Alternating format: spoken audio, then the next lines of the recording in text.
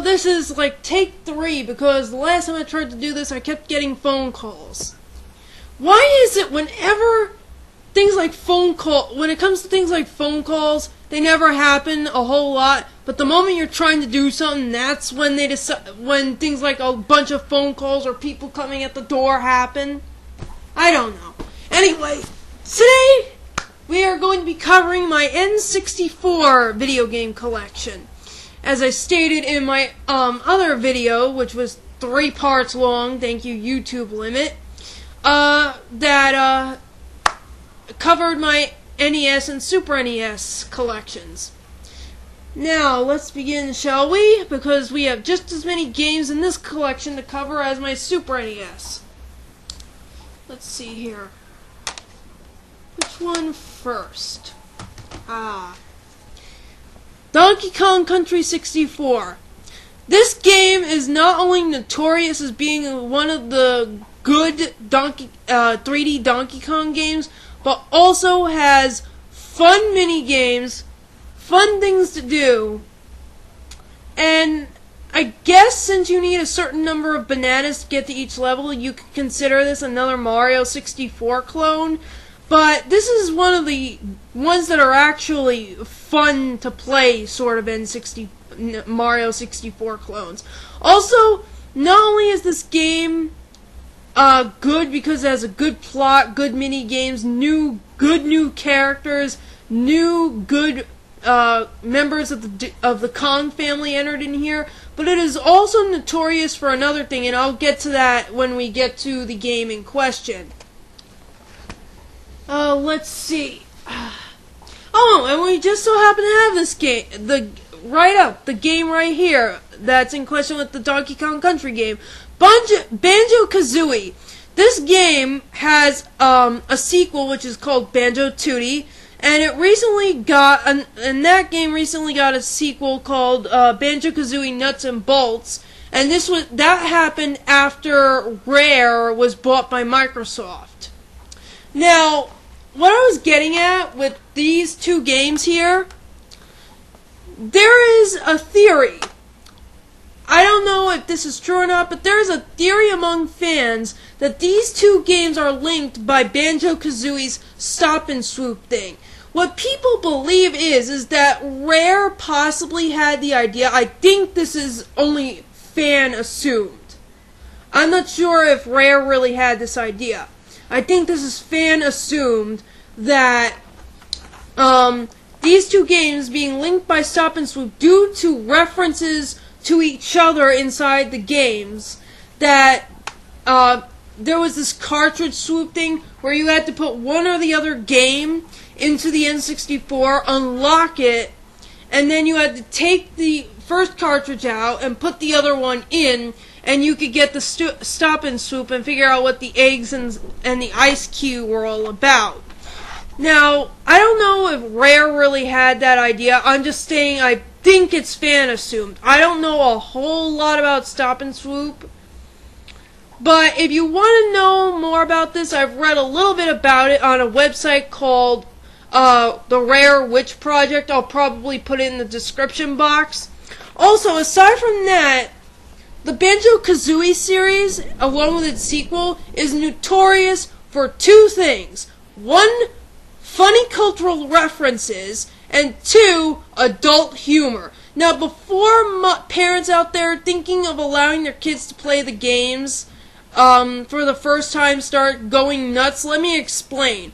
The adult humor is very well hidden within this game, okay? For example, when I first played this game, I was young.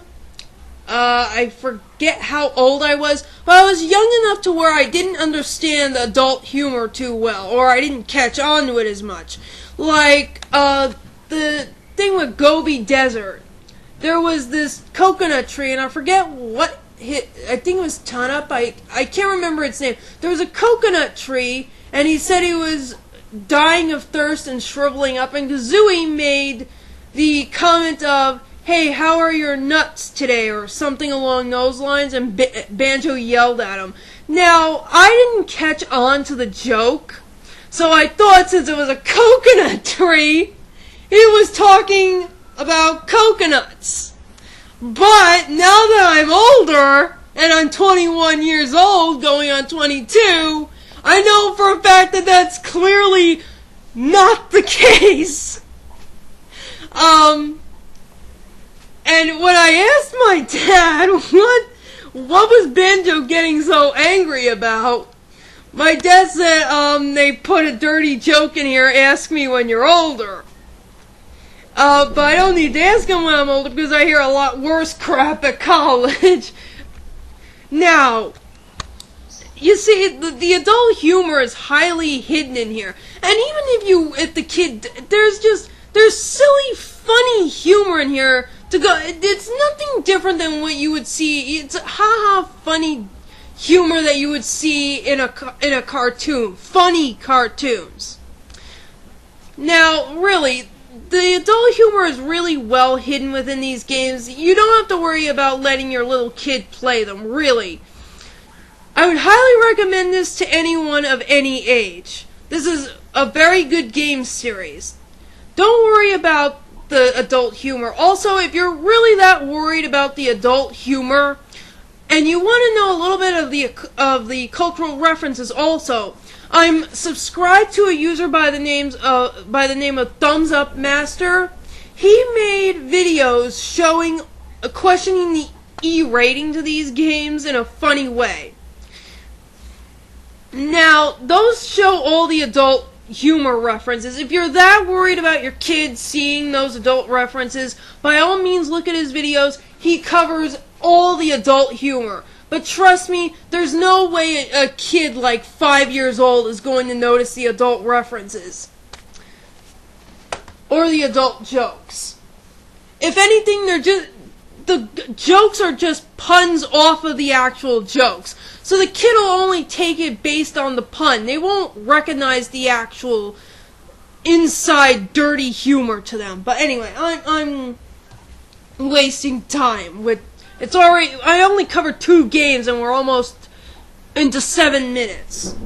Now, next up is the very first Paper Mario. I like this game more than the other 2. The reason being this one has, I don't know, the other 2 just don't have the charm that this one does. I don't know, maybe it's just me. Again, this is a game that I would recommend to anyone who likes Mario. Makes me wonder though, since in Mario RPG, I believe that game came right before this one. It would have been funny to see a nod towards that, like Peach saying, we just help you get your fortress back, and then you go and take my castle and pull it up into the air with the star rod, sort of thing, That would be pretty funny, and please excuse the horrible Peach voice. I am not Chuck Conroy, or Regno, or anyone else who does LPs. Next up we have Mario Kart 64, the very first Mario Kart game. I remember playing this with my dad and my sister, and they used to get so annoyed because I would kick their asses every time at this game. I'm pretty good at racing games despite not being too... I don't know. I like games where you have a basic point to it. Now, I like racing games. I play them every so often, but I just prefer games with a plot and a point to them, aside from racing. Which is why I like the fact that you can get trophies. And yes, I have gotten the gold trophy in every single race. Someone came on and their sign-on noise is a rocket. I got all the trophies for all the different engine races. If you want to try out the game that started, choose whether to be on or off. Jeez. If you want to try out the game that started the very first of the series, go ahead and try this out. The very first Mario Kart game. And we are only 4 games into this, and I have to stop. Jeez.